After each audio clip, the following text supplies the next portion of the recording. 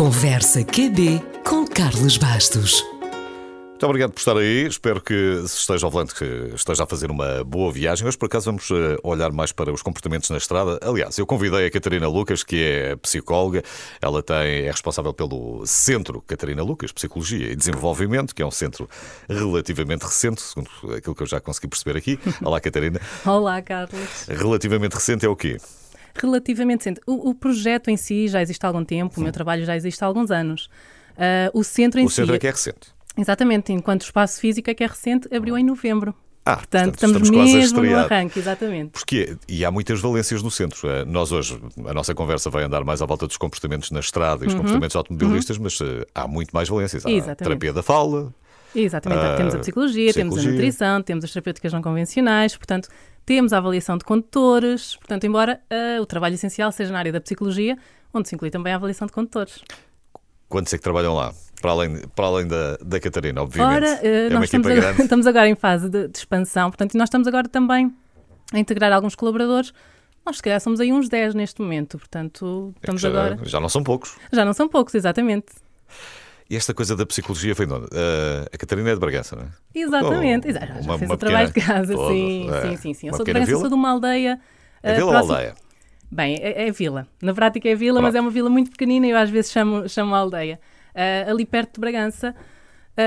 Entretanto, saí para estudar, portanto, sim, para trabalhar, obviamente, e agora resido aqui na zona de Lisboa. Portanto, mas as minhas origens estão em Bragança, estão em Trás-os-Montes. Começou por estar lá, depois a faculdade foi onde? Exatamente. Eu fiz licenciatura na Universidade de Trás-os-Montes e Alto Douro, depois fui fazer mestrado na Universidade de Aveiro Interior. Portanto, vim descendo até chegar aqui. Até chegar a Lisboa. E já percebi que não quero ir mais para baixo. Isso... Não. Já está bom, já chega. Ainda trabalhei também na zona de Castelo Branco, ainda trabalhei na zona de Viseu. Agora já chega, parou. Fica aqui durante algum tempo. E há uma altura, imagino eu, na secundária, que nós somos atraídos para estas coisas, até pelo nosso próprio crescimento. Sim, não é? sim, As ciências sociais, ali na adolescência, marcam-nos. E de que forma? Porque começamos a olhar o mundo de outra maneira. A psicologia surgiu um bocadinho por aí? Foi uma disciplina que se foi apaixonando? É muito comum nós ouvirmos, até mesmo em adultos, portanto, as pessoas dizerem, eu ouço isto frequentemente, que as pessoas gostavam de estudar psicologia, que ainda agora gostavam de estudar psicologia, que gostam muito de psicologia. O outro interessa-nos sempre, não é? Exatamente, portanto, eu acho que isto é uma coisa que é comum e nós vamos ouvindo muito.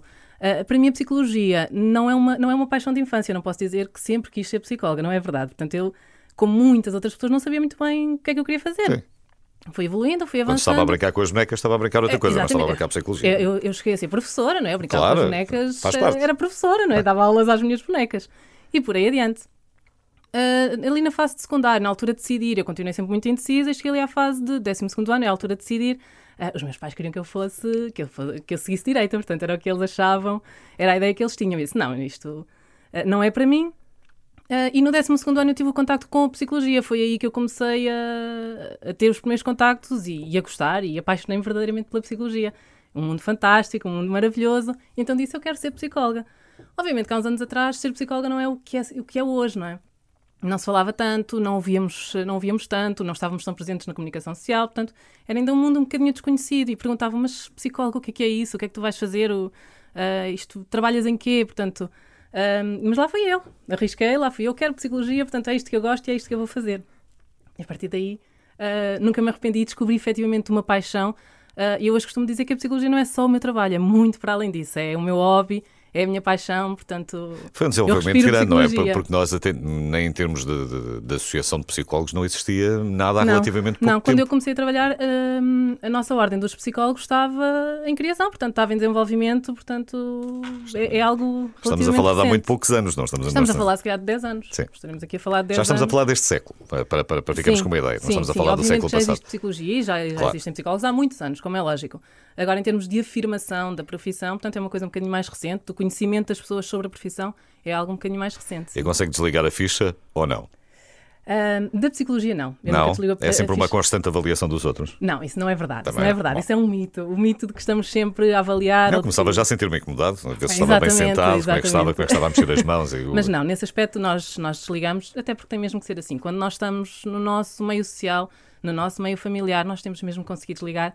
E às vezes eu inclusivamente brinco e digo, Hoje estou de folga, portanto, não Certo. olhem para mim com essa cara, não olhem para mim porque eu não vou opinar porque estou de folga, não é? Portanto, porque as pessoas às vezes também esperam isso de nós, esperam que nós estejamos sempre nessa constante avaliação. E mesmo no trânsito. E mesmo no trânsito. Não começa a olhar para o lado e a analisar os comportamentos e a pensar, bolas, o que é isto? Às vezes. Mas se calhar não num ponto de vista psicológico, é mesmo, Exatamente. o que é isto? O que é isto? Eu não acredito que ele fez isto, não é? Portanto, não do ponto de vista psicológico, mas sim de cidadã. Mas passa-se não é? alguma coisa, não é? Acho que se passa alguma coisa com os portugueses e aquilo que fazem na estrada. Porque Sim, nós sim. somos um povo relativamente calmo, pacato, e que nos transformamos quando entramos dentro de um carro. Oh, Carlos, não sei se ainda somos um povo assim tão Não. calmo. Se calhar, não, obviamente, se Não, calhar em somos termos- latinos e se calhar fervemos em pouco água. Fervemos logo rapidamente. Mas Pronto, aquilo passado 5 exatamente. minutos, se for preciso, também já passou. Carlos, Não é? porque o que eu tenho sentido e também no trabalho que eu desenvolvo ao longo dos últimos tempos é um aumento significativo dos casos de ansiedade, do stress, da pressão que as pessoas sentem, sobretudo em termos profissionais. Eu tenho sentido muito isto, o número de casos de ataques de pânico parece Está ter a aumentar. aumentado. Sim, é a sensação que eu tenho. Pronto, fruto também do trabalho que eu faço. Não é? E isso tudo leva-se para todo lado. Leva-se para o carro, leva-se para casa. Olha, leva-se- há um autor que diz que nós conduzimos da forma como vivemos. Não é? Vale o que vale, mas é um ponto de vista interessante. Não é? O nós conduzirmos tal como nós vivemos, mais estressados ou mais agressivos ou E mais isso também depende tranquilos. dos dias, porque também nem todos os dias são iguais Claro e, que portanto, sim, aquilo claro que pode, sim, claro que sim. pode haver dias muito complicados. Vamos falar mais sobre os nossos comportamentos na estrada. A psicóloga Catarina Lucas, minha convidada hoje. Conversa QB com Carlos Bastos. Hoje estou a conversar com a psicóloga Catarina Lucas. Também ouvimos há pouco a opinião de José Miguel Trigoso, o Presidente da Prevenção Rodoviária Portuguesa. E, de facto, muita coisa foi lançada aqui para cima da nossa mesa. Sim, é verdade. E Ou falava... em quase todos os pontos críticos, não é? E curiosamente uma coisa que nós às vezes, a distração, enfim, se estamos mais habituados à fadiga, se calhar já pensamos mais noutras alturas, agora se calhar pensamos menos. Mas vamos pegar na distração. Há um mecanismo que nos desliga ao cérebro, não é? Que nós às vezes chegamos, saímos do trabalho e chegamos a casa e quase não nos lembramos como. Fomos em É piloto verdade, automático. Piloto automático acontece-nos frequentemente, não é? Inclusivamente a mim. toda Também, a gente. exatamente, também já aconteceu, não é? Nós irmos até, sei lá, às vezes eu entro na autoestrada, de estar em piloto automático para vir para Lisboa todos os dias, entro na autoestrada e de repente lembro-me, espera aí, mas hoje é sábado e não era para aqui que eu vinha, não é? É o nosso piloto automático a funcionar, não é? Sem dúvida. A distração. Porquê é que o nosso cérebro desliga assim tanto? Precisa descansar ou está tão habituado a fazer aquele trajeto que praticamente não precisa? Carlos, se nós pensarmos, a condução também acaba por ser um bocadinho piloto automático. Nós não pensamos se estamos a meter a primeira, a segunda, a terceira, se estamos a travar ou se estamos a acelerar. A condução de uma forma genérica é para nós piloto automático, porque nós temos a capacidade de ir a pensar noutras coisas enquanto estamos a conduzir, não é? Porque uma delas Não pensamos que estamos a respirar? Exatamente, tal como, eu não estou a dizer os condutores recém-formados, que ainda pensam um bocadinho naquilo que têm para fazer, não é? Mas os condutores já com algum tempo acabam por fazer condução em piloto automático enquanto que o seu cérebro está a pensar noutra coisa, no jantar que tem para Logo fazer, à noite, no enfim. trabalho que ainda levam para casa, o que for, não é? Portanto, na reunião que acabaram de ter, e o nosso cérebro está aqui focado noutra coisa qualquer, não é? Noutros tópicos quaisquer, enquanto que vamos a conduzir. Não é? E é por isso que estas questões vão acontecendo. Da mesma forma que também se pode desligar, mas aí de uma forma já mais grave com a fadiga. Claro que sim, claro que sim. E aí já precisamos. entra outro fator, que já é os tempos de reação, a sonolência. Claro que aqui já estamos a mexer noutro campo, já não é simplesmente o ir em piloto automático, é sim uma interferência grave com aquilo que são as nossas capacidades para a condução, não é? Ainda Nomeadamente o estava a olhar fator para atencional. Claro, estava a olhar para um estudo que dizia exatamente isto. De acordo com este estudo, os condutores que têm mais comportamentos de risco ao volante são os que dormem menos. Claro, o que faz sentido, não é? Porque as nossas capacidades estão diminuídas, não é? A nossa capacidade de atenção, de concentração. Por isso é que às vezes temos mesmo pessoas que adormecem ao volante, não é? E o nosso corpo não é uma máquina que não para, não é verdade. Nós precisamos de parar e precisamos descansar, senão nitidamente isto vai interferir no nosso desempenho, não é? No nosso desempenho, neste caso, na condução. Eu fico com a ideia, não sei se acontece com muitos pacientes ou não, ou se isto é uma ideia generalizada dos portugueses, mas que fico sempre com a ideia que nós temos um déficit de sono, que as pessoas dormem menos do que aquilo que deviam dormir. Sim, eu também tenho esta ideia e daquilo que eu vou ouvindo até das pessoas que acompanho, as pessoas descansarem pouco, as pessoas têm pouco tempo para descansar e o que eu sinto é que nós hoje em dia vivemos numa correria, Carlos, é o levantar muito cedo, o ir para o trabalho, ainda ter que passar na escola e deixar os miúdos, ir trabalhar, sair muito tarde.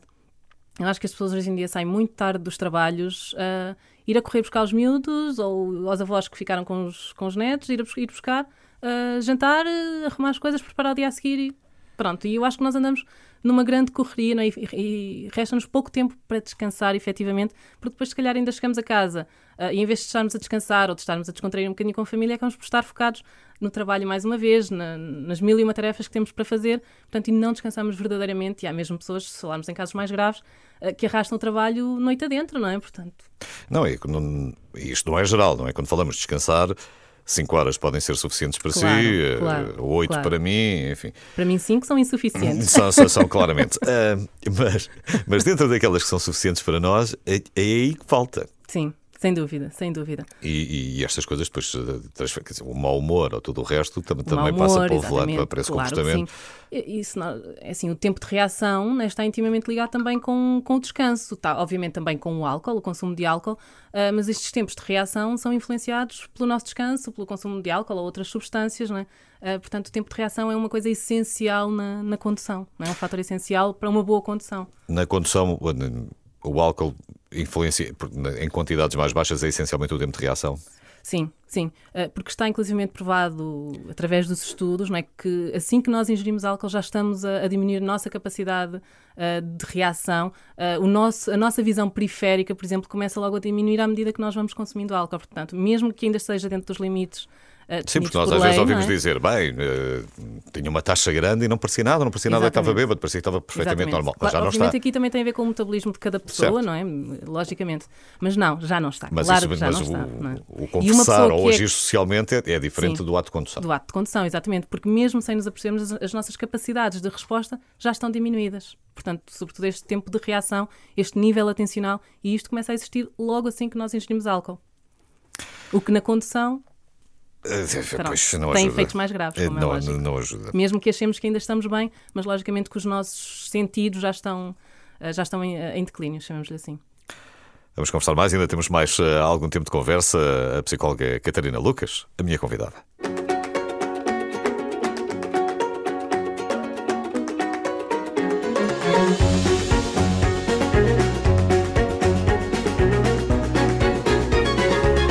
Conversa QB com Carlos Bastos. Hoje estou a conversar-se com a psicóloga Catarina Lucas, é responsável pelo Centro Catarina Lucas, Psicologia e Desenvolvimento, um centro que faz avaliação de condutores também, o Decreto-Lei 319/2009, okay. Agora vou ler, prevê a obrigatoriedade de uma avaliação psicológica aos condutores ou aos candidatos a ter cartas, claro, para, por exemplo, veículos prioritários, falamos de ambulâncias, bombeiros, exatamente. Doentes, transporte de doentes, enfim. Depois transporte escolar, pesados de mercadorias, pesados passageiros, táxis, Uber. Gosto desta separação já, claro. Reboques, veículos de instrução, veículos com matérias perigosas, enfim, transporte coletivo de crianças, também transportes ligeiros, também pode ser. Surgiu porquê? Este decreto-lei aparece porquê? Eu acho que surge também da influência de todos os fatores psicológicos no domínio da condução, não é? Portanto, eu acho que se começa a perceber que há uma data de variáveis psicológicas que interferem na condução, daí a necessidade de fazer esta avaliação, não é? Mas se calhar qualquer dia temos que fazer para toda a gente, não é? Honestamente, eu acho que sim. Portanto, porque neste momento quando nós falamos definido... numa carrinha de transporte de crianças que leve 3 ou 4 crianças por dia, as famílias também levam 3 ou 4 crianças por dia. Portanto... É isso mesmo. O que está definido neste momento é que nós somos obrigados a fazer esta avaliação psicológica sempre que usamos a carta de condução, não para nosso uso pessoal, sempre que usamos para transporte de outras pessoas, portanto, sempre que usamos para transporte de mercadorias, mas sempre que não é só para nós, digamos assim, que é a dita categoria B. Ok? Portanto, que é o que está definido atualmente. Agora, efetivamente, e é o que muito se tem levantado, não é? Muito se tem discutido, a perigosidade de uma pessoa que conduz uma carrinha com 3 ou 4 crianças é a mesma do que eu que conduzo o meu carro sozinha, não é? Acaba por ser exatamente a mesma coisa e a probabilidade de provocar um acidente é a mesma. Eu posso também provocar e ir bater numa carrinha que transporta crianças, não é? Portanto, se calhar esta avaliação deveria ser estendida realmente a todos os condutores. E uma avaliação está dependente... obviamente, uma nota que será dada ou não, uma avaliação. Isso poderia, em última análise, impedir alguém de ter carta. Sim, exatamente. Dizer que esta pessoa Não provavelmente tem jeito para muita Sim. coisa, mas para isto não. Sim, exatamente. Obviamente, Ou até pode ter jeito manual, não é uma questão de destreza mas manual. depois há aqui outros. Claro que sim, claro que sim. O que nós avaliamos quando fazemos a avaliação de condutores, obviamente, são respostas como atenção, concentração, coordenação bimanual, portanto, são coisas que nós também avaliamos. Destreza, a capacidade de distinguir estímulos, são coisas que também são avaliadas quando nós fazemos esta avaliação psicológica. Há material definido para se fazer isto. E, obviamente, que entra aqui também a avaliação de personalidade, ok? De características de personalidade, de comportamentos de risco, portanto, é tudo o que é avaliado quando nós fazemos uma avaliação psicológica. E, logicamente, destes resultados sai essa decisão de considerar o candidato ou o condutor apto ou não para o exercício da condução. Já aconteceu? Já aconteceu. Já aconteceu. Isto depois já aconteceu, inclusivamente, transita para outros centros de avaliação ou não? É assim, isto também tem a avaliação Ou seja, médica. a Catarina pode estar a dar uma avaliação negativa e depois eu posso ir bater a outra porta pode, e ser pode ter aprovado. uma avaliação positiva e ir entregar estes documentos exatamente. Portanto, isto não há aqui um transporte de dados de um lado para o outro. Em termos de avaliação psicológica, ainda não. Ainda não. A avaliação médica já está mais uniformizada, portanto já está informatizada inclusivamente. A avaliação psicológica ainda não. Portanto, isto pode acontecer. Isto que o Carlos estava a dizer pode Mas acontecer. é importante que esteja mais ou menos Mais ou menos, exatamente. tratado, não é? Sim, Isto sim. não- O Carlos Se bem que pode nós- perfeitamente sair do meu consultório e bater eu outra porta. digo-lhe, olha, eu não posso passar, portanto, com estas características, não posso passar. E já me aconteceu até com um cheiro intenso a álcool e eu não pude passar aquela pessoa, obviamente, porque é uma responsabilidade que fica depois Claro. na O minha ónus. consciência pessoal e profissional, como é óbvio, não é de estar a dizer que aquele condutor é apto quando ele vem para uma avaliação psicológica. No âmbito da condução, nitidamente embriagado. Portanto, eu não posso passar esta pessoa, como é lógico. Agora, nada impede que eu no dia a seguir É vá. logo bom ir fazer uma avaliação. Pois, exatamente, não é? É claro. Ir a outro psicólogo fazer e este psicólogo passar, não é? Quer dizer, isto não é uma situação virgem, porque isto pode ser num centro de inspeção, não é? Posso só passar com o carro aqui e vou passar com o carro ali ao lado. Aplica-se a N situações, não é? Mas, E aplica-se igualmente à avaliação médica. Este médico pode decidir que não estou apta, mas o outro pode achar que sim, não é? portanto, nem todos eventualmente nascemos para conduzir ou para determinadas questões muito específicas da condução, não é? Sim. Para conseguir conviver, imagino, numa ambulância ou num carro de bombeiros, tem que ser alguém que tenha que ter também um determinado tipo de perfil Claro que para sim. conseguir conduzir com o stress Eu acho que sim, eu inerente à acho que é profissão. também importante nós conseguirmos ter esta percepção, avaliar-nos e perceber se nós conseguimos ou não fazer este tipo de trabalhos, este tipo de funções. Mas isso é muito difícil, não é? Porque É sempre. eu não sei se tem lá alguma pergunta do género. Acha que é bom condutor? Porque eu estou para conhecer o primeiro português que diga que não é. Que não é, exatamente. Porque nós somos sempre bons condutores e a culpa, de uma maneira geral, Mas se não é perguntar nossa. se tem medo de conduzir ou tem ou se sente ansioso, portanto, se calhar as perguntas não são feitas de forma tão direta, é bom condutor, não é? Mas se nós conseguimos, através de outro tipo de questões, perceber algum perfil, alguns comportamentos, como é óbvio, portanto. Até avaliar alguns domínios de personalidade, onde as perguntas podem não ser direcionadas para a prática da condução, não vai é? ser dar a volta e depois ir descobrir uma resposta. Porque, Exatamente, é mais ou menos isso. Perguntando de caras, não. Eu sou um excelente condutor, não tenho Ótimo. nada a dizer. Os outros, de uma maneira geral, é que andam ao contrário, eu não percebo porquê. Sim, é verdade. Porque é que isso verdade. acontece? Porque assumir o erro é muito difícil, não é? Há bocadinho o José Miguel Frigoso estava a falar também da questão da extensão do escritório e é verdade, não é? Esse verdade, multitasking é verdade. também dentro do carro, às Sim. vezes quase E agora tomar conta dos miúdos enquanto se responde a um e-mail e cada vez mais. E agora os smartphones, como ele dizia, né, que ele não lhes chamou telemóveis e bem, não é? Estes smartphones permitem-nos fazer isso. São muito bons por um lado, são muito maus por outro, não é? Porque acabamos por trazer sempre tudo atrelado a nós. Mesmo que a gente queira desligar, é sempre muito difícil. Nós até podemos ir para o estrangeiro, mas o e-mail vai continuar a cair. Sim. E nós estamos sempre a ver tudo em tempo real, não é? E obviamente depois a vontade de responder ou a necessidade de responder, não é? E a facilidade com que o podemos fazer contribui. Agora estava aqui a receber, deve ter sido uma notificação, porque mesmo ele estando com o som desligado, ainda fez aqui um pelinho de uma notificação. Claro, portanto, estamos claro. sistematicamente a ser bombardeados. com... Hoje em dia, se nós dissermos, ainda não vi o e-mail, as pessoas quase nem acreditam em nós. Como assim ainda não viste o e-mail? Não é? Porque nós assumimos que as pessoas recebem tudo em tempo real, não é? No nosso telemóvel recebemos tudo em tempo real. O dizer que vamos chegar ao escritório para ver um e-mail, não é? Portanto, hoje em dia já é... Às vezes também acontece o contrário, é ter essa percepção de que todo o país está assim, na verdade nem todo o país está assim, nem tem sistematicamente acesso ao e-mail ou ao Facebook, É verdade, e só portanto que nós assumimos que as coisas que é. funcionam assim, exatamente. E nem sempre funciona. Desviando agora, só para finalizarmos aqui esta nossa conversa, vamos desviar aqui um bocadinho o assunto agora da condução. Portanto, psicologia, no Centro Catarina Lucas, psicologia, terapia da fala também.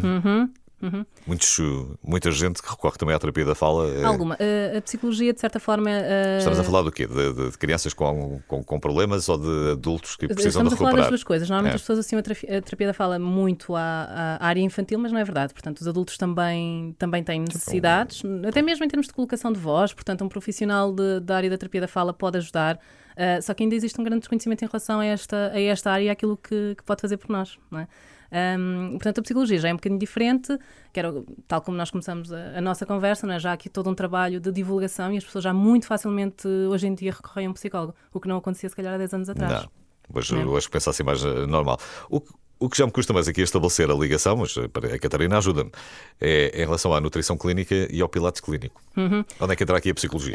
A psicologia entra porque nós trabalhamos também na área da obesidade, trabalhamos também na área das perturbações de comportamento alimentar, das anorexias, das bulimias, portanto, onde esta ajuda também é essencial. Portanto, este acompanhamento em termos de nutrição é essencial para nós trabalharmos destes casos. Portanto, daí este trabalho. Também, portanto, mais uma valência. Mais uma valência, sim. Depois também estamos a tentar desenvolver toda a área do bem-estar de uma forma geral, portanto, que nos ajude também a complementar um bocadinho o nosso trabalho.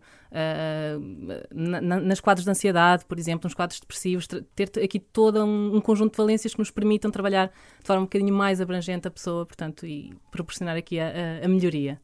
Psicologicamente, hoje é mais fácil traçar o perfil de alguém. Nós temos a vida muito mais exposta, ou não? Nós hoje temos a vida completamente exposta, Carlos. Às vezes até em demasia, às vezes até me faz alguma confusão. Portanto, as pessoas partilham tudo, expõem tudo. Eu vou dizer uma coisa, eu em tempos tive uma pessoa que não correu bem, portanto, infelizmente suicidou-se. E fiz o acompanhamento dele durante algum tempo. E ele dizia-me exatamente isto. Eu abro o Facebook e a única coisa que eu vejo é pessoas em festas, em jantares, com amigos, e eu estou sozinho. E eu não tenho nada disto. E o que eu tentava fazer era explicar... Que aquilo é uma projeção da realidade, que no dia-a-dia as pessoas... Exatamente, que as pessoas não partilham quando nas está redes sentada sociais, no sofá durante uma hora, quer dizer, partilha quando vai a uma festa com um amigo. Tal e qual, portanto, só partilha um dos lados e que às vezes é um lado muito, muito falso, porque nem sequer corresponde à realidade. Às vezes é uma coisa que é só mesmo para a fotografia, portanto, que aquilo não corresponde à realidade da pessoa. Logicamente a pessoa abre uma rede social, portanto, e aquilo com que se depara é só coisas boas. É claro. Não é? Pronto. Regra geral é. Pessoas em festas, animadas, divertidas e por aí adiante, portanto, mas isto não é a realidade e nós realmente vivemos muito desta forma hoje em dia. Eu abri a sua. Exatamente. Foi lá espetacular. Casou-se ano passado, não? Sim, tendo em conta que já estamos em 2018, casei-me no ano passado, exatamente. Encontrou-se a sombrinha do casamento ou não? Não. Eu explico que a Catarina tinha uma fotografia muito bonita, noiva com uma sombrinha que foi parar a algum lado. Desapareceu.